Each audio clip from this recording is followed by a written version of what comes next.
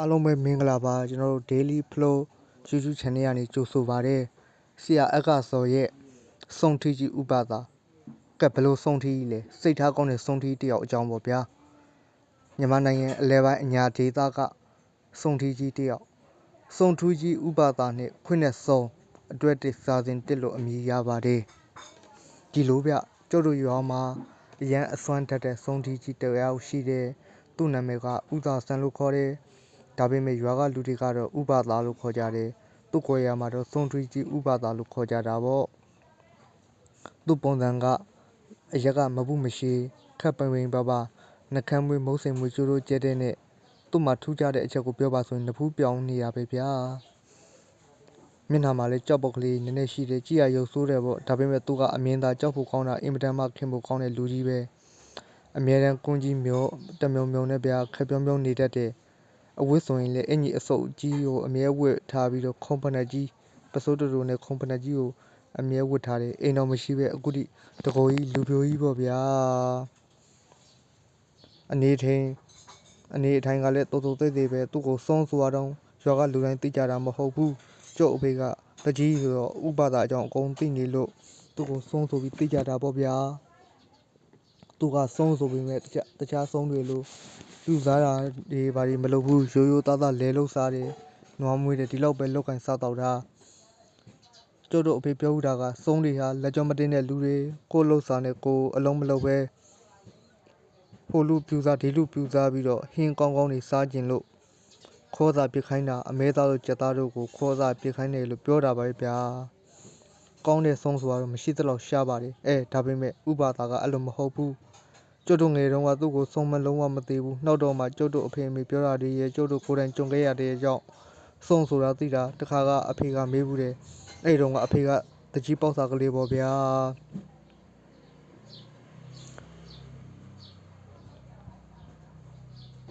ကြွားတယ်မထင်နဲ့ကျုပ်ပြောဦးမယ်ဗျဗမာမင်းလက်ထက်တွေကကျုပ်တို့ရွာကိုအုပ်ချုပ်ခဲ့တဲ့သူပေါ့ကျုပ်တို့အဘေးကဗမာမင်းလက်ထက်တွေကကျုပ်တို့ရွာကိုအုပ်ချုပ်ခဲ့တဲ့သူပေါ့နောက်တော့အဘေးဆုံးတယ်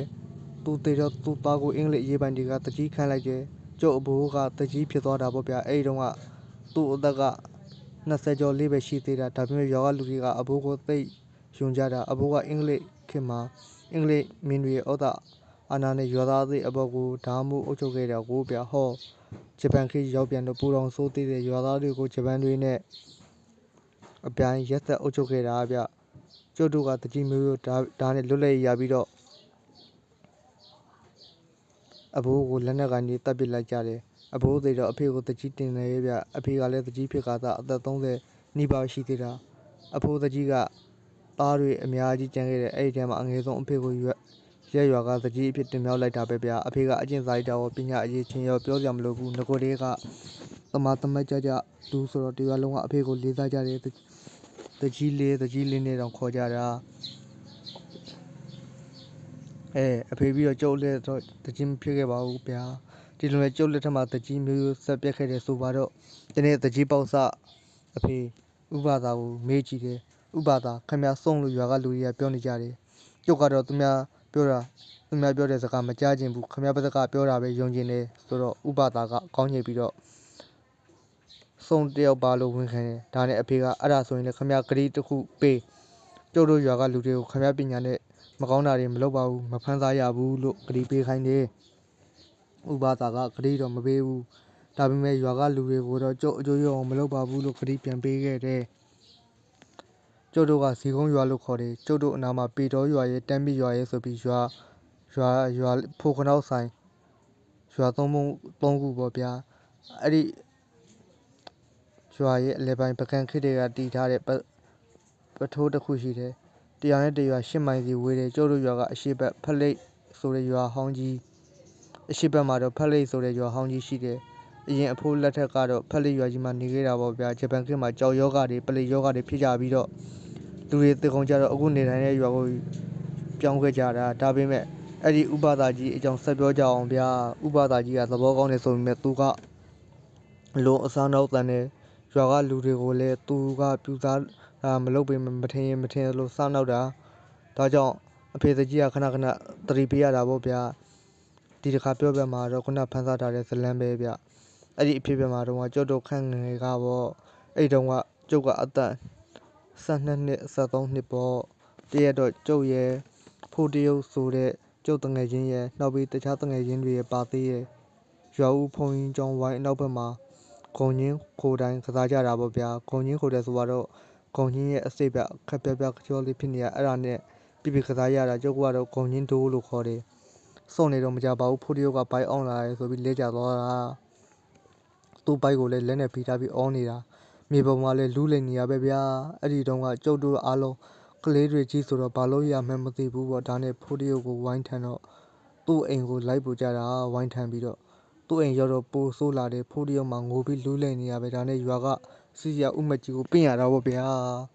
ဆေးဆရာကလာကြည့်တော့ဘာမှသိမထူးကြဘူးဆေးဆရာကြီးကတေချာစမ်းတက်ကြည့်တယ်လေမဟုတ်ပဲတတဘောလည်းမဟုတ်အဖြေရှာမရဘူးဖြစ်နေတဲ့ဒါနဲ့ဆေးဆရာကြီးကပယောဂလိုယူဆပြီးပယောဂစစ်ကြည့်တာပေါ့ကျုပ်တို့ငယ်ကဘိန်းတော်ဆေးဆရာကြီးတွေဆိုတာအထက်လန်းဆရာကြီးတွေပါတွေအထက်လန်းတွေပါရဲ့အနှဲငယ်တက်တယ်ဗျတော်ရုံဖန်းစာဆိုရင်သူကုပြီးရင်သူကိုရင်ပြီးရဒါနဲ့ဖိုးတရုပ်ကိုပယောဂစစ်မယ်ဆိုဖိုးတရုပ်ကရုတ်တရက်လေးဘက်ကောက်ထောက်လိုက်တယ်ပြီးတော့ခွေးလို့ဦးတယ်ဗျာကျုပ်လည်းမျက်မြင်မှုအံ့ဩတာဦးတာမှတကယ်ခွေးစစ်နဲ့တော်တော်တူတယ်ကျုပ်ဖြင့်အဲ့ဒီလိုဦးတတ်မှာမဟုတ်ဘူးဒါနဲ့ဆေးဆရာကြီးကကျင်းမောက်လိုက်တော့မှဦးနေရရက်ပြီးတော့ခွေးတိုင်းလိုငုတ်တုထိုင်းနေတယ်နောက်တော့ဆေးဆရာကြီးကနင်းပါလဲဘာလို့လှုပ်ထားလဲမေးတော့ရွေးချောင်းကဆုံးမပါတဲ့နမီလဲပြော့ရသေးမီအေးဆိုလားဘာဆိုလားပဲသူကအမဲသားစားခြင်းလို့ကလေးကိုပြူစားတာတဲ့အမဲသားလေးပိတ်သားကိုမကြက်တစ်ချက်ကင်းပြီးတော့သကောတဲ့ထက်ရွာဖက်ခင်းဖက်ရွက်ခင်းပြီးတော့ထမင်းပုံတင်ပေးပါတယ်ပြီးတော့ဖျားငုတ်တို့ကုန်းနာကဂမူလေးကိုနွားရင်းသွင်းချိန်လောက်လာချပေးပါတဲ့မချမပင်ကလေးကိုလုံမယ်လို့ပြောရဒါနဲ့ဆေးဆရာကလည်းသူ့တတ်နိုင်လို့လုပ်ပေးပါတယ်ဖိုးတရုပ်အမေကလည်းသူ့သားလေးကိုကဲခိုင်းတာပေါ့ကဲဒါပေမဲ့ဆေးဆရာကြီးကစုံအစင်မြင်လို့သူမကုနိုင်ဘူးပြောတယ်ဆေးဆရာကြီးကရင်မန်းတွေပတ်တဲ့ချိန်လုံးတွေရိုက်ပေးမယ်ဖိုးတရုပ်ကခွေးထိုင်ပြီးရဲနေရဗျာဘယ်နဲ့မှမနေဘူးဆေးဆရာကြီးလည်းမနိုင်တာလဲသိရောလက်လျှော့လိုက်ရတယ်နောက်တော့ဆေးဆရာကြီးအပြင်ထွက်သွားတော့ဥပသာနဲ့တွေ့တယ်ဗျာဥပဒါကလည်းဗာလဲဆိုပြီးအကြောင်းအရာတွေစုံစမ်းကြည့်တာပေါ့ဒါနဲ့ပဲညနေကြတော့ကဲဖိုးတရုပ်အမေကဆေးဆရာကြီးပြောသလိုမျိုးအမဲသားကျွေးမယ်ဆိုရင်အမဲသားရွာမှာလိုက်ရှာတယ်ဗျဒါပေမဲ့ခက်တာကအဲ့ဒီခေတ်တုန်းကအမဲသားတို့ဝက်သားတို့ဆိုတာအခုခေတ်လိုမလွယ်ဘူးရွာတရွာမှာအမဲပေါ်မှာအဲ့ဒီလူတွေကအမဲသားစားရတာအခုခေတ်လိုဈေးဆိုတာလည်းမရှိဘူးဒါနဲ့နောက်ဆုံးဖိုးတရုပ်အမေကတကြီးကိုအပူကတ်ထားရွာတွေကနွားတစ်ကောင်လောက်ရအောင်တကြီးစီစဉ်ပေးပါသူကလည်းငွေပေးပါမယ်စုံမကလည်းလူလဲဗျဖိုးတရုပ်တို့ကအတော့ပတ်သက်ရှိတဲ့လူတွေပေါ့ဒါကြောင့်မို့လို့သူပြူစားလိုက်ရင်အမဲသားချင်းစီစားမယ်ဆိုတာတွက်ချက်ပုံရတယ်ဒါနဲ့အဖေကလည်းဂရီပေးလိုက်တယ်အဖေကတော့စုံမအကြိုင်မလိုက်စေချင်ဘူးမြိုင်းသားကအထက်လန်းဆရာကြီးတို့ကိုတွားပင်ပြီးနှင်ထုတ်စေချင်တာဒါပေမဲ့ဒီမှာဖိုးတရုပ်ကလည်းလူးလိမ်နေပြီးတစ်ချက်ငွေရင်းသတိလက်ချင်းတို့ဖြစ်သွားတာအချိန်မရှိတော့ဘူးဆိုတော့နောက်ဆုံးအမဲသားရှာကျွေးဖို့သဘောတူလိုက်ကြတာနောက်တော့ရွာတွေကနွားရှိမဲ့အိမ်တွေကိုစဉ်းစားတယ်ကျုပ်တို့ရွာမှာနွားတွေဝေးတာများသောအားဖြင့်ခိုင်းများတွေနွားတွေခိုင်းနွားတွေများတယ်ခိုင်းနွားတွေပေါ်မယ်ဆိုတော့ဘသူကရောင်းမှလဲဗျာနောက်တော့ဥပဒါကိုသတိရသွားတယ်သူကရွာကနွားတွေမွေးရလေဗျာရွာမှာနွားအမွေးဆုံးကသူ့ပဲသူ့မှာနွားတွေအလိုက်ပဲသူ့မှာနွားကြီးအကောင်90လောက်ရှိတာဥပဒါအင်ကိုကျုပ်အဖေနဲ့လူကြီးတချို့လိုက်သွားတယ်ရွာကလူတွေကိုအဖေကအဲ့ဒီသတင်းကိုတုတ်ဝက်ခိုင်းထားတယ်ကျုပ်လည်းမရောက်မလဲနဲ့လိုက်ခဲ့တာဥပဒါကိုအိမ်ရောက်တော့ဥပဒါကနွားစာတွေဆင်းနေတာအဖေကဥပဒါကိုအကျိုးကြောင့်ပြောပြပြီးတော့နွားတောင်းတာဥပဒါကခေါင်းခါပြတယ်သူ့နွားတွေကိုမယောင်းပါဘူးတဲ့သူ့မှာအသားရှိရလို့ပြောပြီးတော့မက်တထုံးကင်ပြီးနောက်ဖေးကိုဝင်သွားတယ်ဗျာခဏကြာလို့ပြန်ထွက်လာတော့ဥပဒါလက်ထဲမှာနွားပေါင်ကြီးတစ်ပေါင်ကိုင်းလာတဲ့ငါးပိတ်သားလောက်တော့ရှိတဲ့အသားကလည်းရဲပြီးတော့လက်နေတာအဖေကလည်းအမဲသားကြိုက်တဲ့လူဆိုတော့ဥပဒါရှိမှအမဲသားရှိသေးလားတပိတ်သားလောက်ရောင်းပါလို့တောင်းတော့ဥပဒါကပေးကနဲ့မရှိတော့ဘူးတကြီးဒီကအကုန်ပဲတကြီးစားခြင်းနှောက်နေကြရင်ကျုပ်တကောင်ပေါ်ကျွေးပါမယ် တကူအဖေကလည်းတကူတကားတော့မပေါ်ပါနဲ့ဗျဥပဒအိမ်ကနေပြန်လာခဲ့ကြတယ်နွားပေါင်ကြီးကိုတောင်းလုံးနဲ့ထက်အပေါ်ကပစိုးကြီးအုပ်ပြီးတည်ရတာပေါ့ဗျာဒါနဲ့ကျုပ်တို့အမဲသားပေါင်ကြီးကိုတောင်းနဲ့ထည့်ပြီးပြန်ခဲ့ကြတာပေါ့အဖေကတော့မလိုက်တော့ဘူးကျုပ်ကတော့ဖိုးတရုပ်တို့စီလိုက်ချင်တယ်ဆိုပြီးပြောလိုက်တယ်အဖေကခွင့်ပြုတယ်ဖိုးတရုပ်နဲ့ကျုပ်ကအခင်ဆုံးတငယ်ချင်းကိုဗျညနေဖျားငုတ်တို့ကိုလိုက်မသွားနဲ့တဲ့အဖေကမှားတယ်ဖိုးတရုပ်တို့အိမ်ရောက်တော့အမဲပေါင်ကြီးကိုအသားတွေဖြတ်ပြီးတော့ထင်းမီးပေါ်မှာမကြက်ကြက်ကင်းအပေါ်ရန်အသားလေးတွေကိုမီးပြပြီးမဲ့တကယ်တမ်းတော့အမဲသားစိမ့်နေကြီးသာရှိသေးတာဗျလူကြီးတွေပြောတာကတော့စုံးတွေမကောင်းဆိုးပါရီကအသားဆိုရင်အတီလိုမကြက်အစိမ့်တတ်ကိုပိုကြိုက်ထားတယ်ဗျာပြီးတော့နှီးစကောကြီးထဲမှာဖတ်တွေခင်းပြီးအပေါ်ကထမင်းနှလုံးချက်သားတွေကိုပုံလိုက်တယ်ထမင်းကိုဖြန့်ပြီးအမဲသားကိုအစင်းလိုက်အမြောင်းလိုက်ကြီးတွေကိုသကောထဲထည့်ထားရတာပေါ့အမဲသားကများလွန်းတော့ထမင်းကိုတောင်ဖုံးသွားတယ်ပြီးတော့ပစိုးတစ်ပိုင်းတစ်ခုနဲ့အုပ်ထားတာပေါ့လူကြီးတွေလုံနေချိန်မှာကျုပ်ကတော့ဖိုးတရုပ်အနားမှာသွားနေတဲ့ဖိုးတရုပ်ကအစကတော့လူလိန်အောင်နေပြီမဲ့အမဲသားအနံ့ရတော့ခွေးလေးတစ်ကောင်လိုပဲထိုင်ပြီးရှာကြီးထွက်ပြီးတရေတွေကြာနေရကျုပ်ပြင်ယူလိုက်တာဗျာတရေစီကြနေဒီကောင်မှအလိုက်ပဲ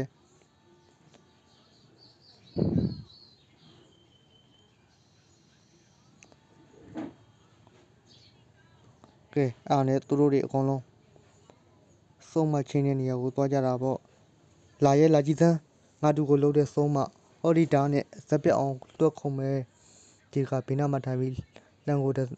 ဇင်းနဲ့တိုက်ပြီးချုံးနေတဲ့ဖိုးတရုပ်ဦးလေးကအလက်ကလည်းလာပစေအောင်အကိုကြီးရာသူ့မျက်စိရှိရောက်လာနဲ့ကျုပ်ကဟောဒီလှမ်းနဲ့ထိုးလိုက်ဦးမှာဖိုးတရုပ်ကဦးလေးအငယ်ကလည်းကိုင်းဟုတ်တာကြီးတွေ့ပြီးခြေစလုံးကိုဖြတ်ကြည့်တယ်ခြေစလုံးမွေးတွေကိုဖြတ်ကြည့်တယ်အိုကွာကျုပ်ကတော့ဟောဒီဒါနဲ့အပိုင်းလိုက်ဖြစ်အောင်တုံးပစ်လိုက်မှာဗျသူတို့ကြည့်ပြီးကျုပ်တောင်အတက်သွားတယ်မကြခင်နွားရိုင်းသွင်းရင်ရောက်တော့မဲဗျဖိုးတရုပ်အမေကခေါ်စာပန်းကိုရွက်ပြီးတော့ရွာပြင်ကိုတိတ်ကလေးထွက်လာခဲ့တယ်ကျုပ်အဖေတကြီးကလည်းသူ့ဝက်ထားခိုင်းတာတယောက်စကားတယောက်နားနဲ့ဖိုးတရုပ်သတင်းကရွာထဲပြန်နေပြီလေရွာသားတချို့တွေကလည်းထွက်လာကြတယ်ကျုပ်ကလည်းသိကျင်တာနဲ့အနောက်ကရွာသားတွေနဲ့လိုက်ကြည့်တာပေါ့ရွာသားတွေကြီးအယောက်20-30လောက်ရှိတာကိုဗျာဖျားပြက်ကုန်းဆိုတော့တရက်အရန်ချောက်တဲ့နေရာဗျနေရာအရန်ကြမ်းတမ်းလို့ပြောတာကျုပ်တို့ရွာ3ရွာအလဲကဖျားတော့မဟုတ်ဘူးကျုပ်တို့ဇီကုန်းရွာရဲ့အနောက်ဘက်ယွန်းမှာရှိတာရွာနဲ့တမိုင်သားလောက်ဝေးတယ်အဲ့ဒီနားမှာတောတန်းကလေးရှိတယ်နောက်တော့ဖျားပြက်ကြီးပေါ့အုတ်ကျိုးအုတ်ပဲ့တွေနဲ့ကုန်းကမှုကြီးကညနေမှာနေရဲကြီးဖြစ်နေတာပေါ့ကျုပ်တို့အဲ့ဒီနေရာကိုရောက်တော့အဖေနဲ့ကျုပ်တို့ဘာတွေ့ရောအဖေကကျုပ်တို့စီလာပြီးကျုပ်စဘိုးကိုဖြောင်းကနေလာအုပ်သွားတယ်ကျုပ်ဆိုပူထူပြီးကျေရီလာတွေမြင်းကုန်တယ်ဗျအဖေကကျုပ်ကိုပြန်ခိုင်းတယ်ဟုတ်တယ်လေလူအုပ်တွေထဲမှာကလေးတယောက်တည်းပါမကောင်းကျုပ်သာဆက်စုလူအားကြီးပြီးလိုက်ခဲ့တာဒါရွာဘက်လှည့်ကြင်ခဲ့တာပေါ့ဒါပေမဲ့တနေရာရောက်တော့ချုံပုတ်ကြီးကလှုပ်နေရကျုပ်လည်းသိကျင်သွားကြည့်တော့ဖိုးတရုပ်တို့ဦးလေးဖြစ်နေရသူတို့ကဓာတ်တွေလှန်နေကင်ထားကြတာကျုပ်လည်းချုံအွယ်တစ်ခုကနေဆက်ပြီးချောင်းကြည့်နေမိတယ်သူတို့ကခေါ်စာလာစားတဲ့စောမတွင်လှမ်းနဲ့ထုံးမဲ့ဓာတ်နဲ့ခုံမဲ့ဆိုတာပေါ့ဒါမျိုးပွဲကြီးပွဲကောင်းတော့ဘယ်အလွတ်ခံပါမလဲဒါနဲ့ဖိုးတရုပ်ဦးလေးတွေပုံနေတဲ့ချုံနဲ့မလက်မကမ်းမှာကျုပ်လည်းဝင်ပုံလိုက်တယ်ကွာခဏကြာတော့ရွာကလူတွေရောအဖေတို့တွေရောအကုန်ပြန်သွားကြတယ်ဖိုးတရုပ်အမေကတော့ခေါ်စာတောင်းကိုဖျားငုတ်တို့ရဲ့အနောက်ဘက်တော့ဆက်မှာချပေးပြီးခက်တော့ပြန်ပြေးသွားတယ်ကျုပ်လည်းအဲ့ဒီမှာကျုပ်စိတ်ဝင်လာတယ်အနောက်မှာလူဆိုလို့ကျုပ်ရဲ့ဖိုးတရုပ်ဦးလေး3ယောက်ကပဲကျန်တော့တာတပြေးပြေးမှောင်လာခဲ့ပြီအချိန်မှာခွေးဦးတန်ကြီးတစ်ခုဆွဲငင်ကြားလိုက်ရတယ်မကြပါဘူးတော်တန်းကလေးတည်းကခွေးကြီးတစ်ကောင်ပြေးထွက်လာတယ်အမွှေးစုပ်ပွားနဲ့ခွေးကြီးကတော်တော်ကြီးတဲ့အကောင်ကြီးပြလူခါလောက်ရှိတယ်အရက်ကနွားပေါက်လောက်တော့ရှိမယ်ဒါနဲ့ခုတ်လှမ်းနဲ့ထုံးမဲ့ဆိုတဲ့ဖိုးတရုပ်ဦးလေးတွေလည်းချုံမိုးတွေကနေမထွက်ရဲကြဘူးခွေးကြီးရဲ့မျက်လုံးတွေကညနေခင်းမှာနီးရဲနေတာပဲဗျာနောက်တော့ခေါ်တာပန်းကြီးငုံကြည့်ပြီးအသားတွေကိုအာရပါရစားတော့တယ်ဒါပေမဲ့အမဲသားတွေကိုပဲမကြက်လို့တော့မသိခွေးကြီးကအမဲသားတွေကိုတော်တော်အာယူဝါနေရတယ်ခေါင်းကိုဘေးဆောင်ဆောင်ပြီးတော့အန်သွားနေတဲ့ဘဝါနေတာနောက်တော့အမဲသားတွေကိုပါသက်ထဲကနေထွေးထုတ်လိုက်တယ်ဗျာအဲ့ဒီမှာရေတန်ကြီးတစ်ခုထွက်ပေါ်လာတယ်ကျုပ်တို့ကြည့်လိုက်တော့ဥပသာကြီးဗျာခေါင်းပြောင်ပြောင်ကြီးကိုသပတ်တစ်ခုနဲ့ပေါင်းထားပြီးတော့ပစိုးတုတ်ဝတ်ထားတယ် ခွေးနဲ့ကြီးကိုစိုက်ကြည့်ပြီးလက်ညှိုးထိုးတာပြီးတဟာဟာနဲ့ရေးနေရဟာဟာဟာဟာခွေးကြီးကသူ့ကိုကြည့်ပြီးတော့တကယ်ကြီးနဲ့မှန်ဖိနေရဘယ်လိုလဲဆောက်လို့ကောင်းရလားခွေးမရဲ့အဲ့ဒါအမဲသားမဟုတ်ဘူးငါအိမ်ကနွားတွေစားတဲ့မြထုံးကြီးဟဲ့ခွေးကြီးကဥပသားကိုကြည့်ပြီးတော့ပါသက်ဖြဲပြီးကြိုက်တော့မဟန်ပြင်းနေတဲ့ခြုံပုတ်ထဲကနေကြည့်နေတဲ့ကျုပ်ဒူးတွေတောင်တက်ဆက်ဆက်တုံးနေပြီးဥပသားကတော့တစ်ချက်ကလေးတောင်ကြောက်ဖို့မရဘူးဗျအောင်မယ်နင်ကမြငါ့ကိုကြိုက်မယ်တဲ့လားနင်ကငါကျွေးတဲ့မျက်စားမှာတော့ငါခိုင်းပဲဖြစ်သွားပြီပေါ့ဥပသားကနှောက်တော့ခွေးကြီးကိုလက်ညှိုးထိုးလိုက်တယ်ပါသက်ကလည်းခုံသန်းလို့အမိန်ပေးလိုက်တယ်ခွေးကြီးကခြေလေးပတ်စလုံးမြေပေါ်ကနေကြွားပြီးခွန်စောလုံနေတယ်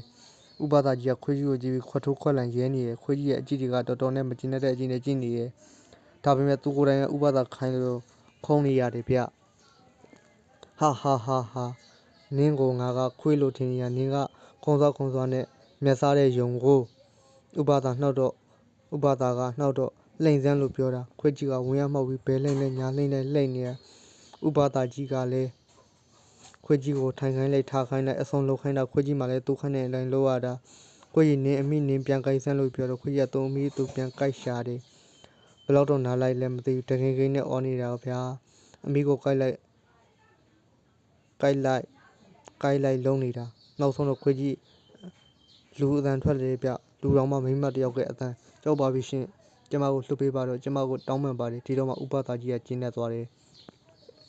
ဟဲ့မီအေးနင်တွေးချောင်းကမီအေးမဟုတ်လားနင်ပညာလောင်းနဲ့ငါတို့ရွာကိုလာဆန်းလို့ရမယ်လို့မထင်နဲ့မီအေးရဲ့ဒီရွာမှာငါရှိနေရဆိုတာနင်မသိဘူးလားခွေးကြီးကဘာမှမပြောဘဲခွေးမှန်ကြီးမှိုင်းနေတာဗျဥပသားကြီးကခွေးနာလမ်းလျှောက်သွားလိုက်ပြီးတော့ခွေးကြီးကိုလက်ညှိုးထိုးပြီးကဲနင်လဲသွားတော့နှောက်သူနင်းရွာမှာနင်ကြိုက်သလိုလုံးငါရွာတော့လာမကြုံနဲ့မီအေးနင်မကျင်နဲ့နင်တို့တစ်မျိုးလုံးခေါ်လာခဲ့သွားစမ်းအဲ့လိုပြောတော့ခွေးကြီးရဲ့နှာနုကိုဖြတ်ကန်လိုက်တာခွေးကြီးများနာလုံးလို့တကင်းအော်ပြီးအမိကိုပြီးတော်တန်လေးတဲ့ဘက်ကိုတော်တန်တဲ့ကိုထွက်ပြေးသွားတယ်ဗျဥပသားကြီးစီးတဲ့ဖနက်ကလည်းတရက်သားမကိုခုတ်ထားတဲ့ခုံဖနက်ကြီးဗျခွေးရဲ့နှာနုကိုထီသွားတာဆိုတော့အတော်တော်နာသွားမဲ့ပုံပါရပါရဲ့နောက်တော့ဥပသားကြီးရွာဘက်ကိုထွက်သွားတယ်ကျုပ်လည်းရွာကိုအပြေးပြန်ဖို့လုပ်ရတာပေါ့ဗျာကျုပ်ကတရက်ဆိုရင်သေတော့အောင်ကြောက်တဲ့လူဗျအခုလည်းတော်တော်လန့်နေပြီပဝင်းကျင်ကလည်းတော်တော်မှောင်းနေပြီဒါပေမဲ့ဖိုးတရုပ်ဦးလေး၃ယောက်ကိုသတိရသွားလို့သူတို့ပုံနဲ့ချုံပုတ်စီသွားလိုက်တယ်အဲ့ဒီရောက်တော့ဘာတွေတွေ့လဲဆိုတော့သုံးမလာရင်ဓာတ်နဲ့ခုံးမယ်လှမ်းနဲ့ထိုးမယ်အာကောင်းမောင်းတန်ယောက်ျားကြီး၃ယောက်တရီလစ်နေရဗျမျက်ဖြူတွေကိုလမ်းလို့ဒါကြောင့်သူတို့ခွေးကြီးကိုဓာတ်နဲ့မခုံနိုင်လို့နေမှာပေါ့ဗျာကျုပ်လည်းရွာကိုအမြန်ပြေးရတာရွာရောက်တော့ဖိုးတရုပ်တို့အိမ်ကိုသွားပြီးအကျိုးကြောင့်ပြောတော့ဖိုးတရုပ်အိမ်ကလူတွေကဖိုးတရုပ်အိမ်ကလူတွေသွားခေါ်တယ်တတိယအောင်မင်းနှာနဲ့ယူရတယ်အဲ့ဒီချိန်မှာဖိုးတရုပ်ကိုဖိုးတရုပ်အိမ်အဖေရောက်လာတယ်အဖေလက်ထက်မှာကင်ထားတဲ့ကျိတ်လုံးကြီးကလည်းတဝဲကျိတ်လုံးတယ်ဗျာကျုပ်လည်းခွင်းနဲ့ကြီးထွက်ပြေးတာကိုဝမ်းသာအားရကြည့်ခဲ့မိတယ်ဝစ်လေတာတော့မသိပါဘူးဒီခါတော့ကျုပ်ပြေးအလှည့်ပေါ့ဖိုးတရုပ်တို့အိမ်နောက်ဘက်ကစီးရုံးမှာရှိတဲ့ခွေရိုးပေါက်ကနေထွက်ပြေးရတာဗျာအဖေကတော့ကျုပ်ကိုလှမ်းပြီးအော်ဆဲရင်ကျေလုံးကြီးဝင်းကနဲ့ပြေးလိုက်လာတာပေါ့ဗျာကျုပ်လည်းခြေဖွားနဲ့တင်ပါတရားတဲ့ကြောက်အောင်ပြေးပြီးနောက်ဆုံးရွာဦးဖုန်ကျောင်းစီပြေးခဲ့ရတော့တာရွာဦးဖုန်ကျောင်းကအဖေးပါကြီးလေကျုပ်တို့အဖိုးတော်တာပေါ့သူကကျုပ်ကိုသိတ်ချရှာတာနောက်ဆုံးတော့ဖုန်ကျောင်းရောက်တော့ကျုပ်လည်းအဖိုးပြည့်သူရင်ဝင်တဲ့အပြီးငိုချတာပေါ့ဗျာအဖေကတော့သိပြီးကျင်းတဲ့ပုံမရဘူးကျောင်းအတက်အစင်းတဲ့ထောင်လေကာကြီးကနေခြေလုံးတန်တက်ရွှွှပေးနေတယ်မင်းဒီကျောင်းမှာတသက်လုံးမနေနိုင်ပါဘူးအလက်ကောင်ရမင်းသာပြန်ခဲ့အိမ်လာတဲ့နေ့မင်းနဲ့ငါတွေ့မယ်အဖေကကြေးမောင်းပြီးပြန်သွားတာရောဗျာဘာကြီးဖုန်းကြီးကဲလို့သာကျုပ်တဝဲခြေလုံးစာမမိတာဗျကဲဒီနေ့တော့ဒီလောက်ပဲစာရေးဆရာကြီးနောက်နေ့မှာပဲဥပစာကြီးအကြောင်းထပ်ပြောဦးမယ်ဗျာပြီးပါပြီပထမဆုံးအတန်သွင်းတဲ့နေ့မလို့အမှားပိုင်ခွင့်လို့ပါဗျာဆက်လက်ကြိုးစားပါအောင်မြည်ကျွန်တော်တို့ရဲ့ Daily Flow YouTube Channel လေးကို Subscribe လုပ်ပေးကြပါအောင်အားလုံးကျေးဇူးတင်ပါတယ်ခင်ဗျာ